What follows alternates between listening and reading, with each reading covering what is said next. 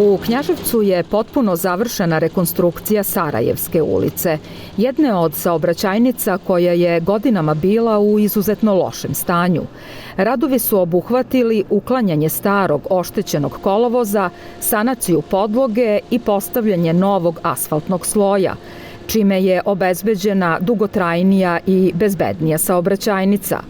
Završetak radova obišao je predsednik opštine Knjaževac Milan Đokić. Nastavlja se akcija popravljanja lokalne infrastrukture na teritoriji naše opštine. Evo, jedna od najgorih ulica u Knjaževcu, Sarajevska, se asfaltira.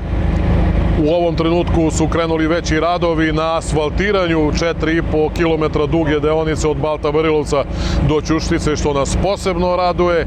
I ulice su nešto u gradu gde se kreće veliki broj naših sugrađana. Međutim, veliku nam radost pričinjava i meštanima koji tamo žive kada u nekom selu uradimo neki put.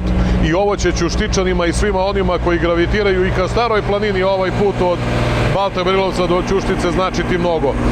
Javna nabavka za put prema Koželju je, kao što smo i najavili, uveliko u toku, završava se za neki dan. Pripremni radovi će krenuti vrlo brzo. Radovi na završetku vodovodne mreže u Koželju su takođe u toku.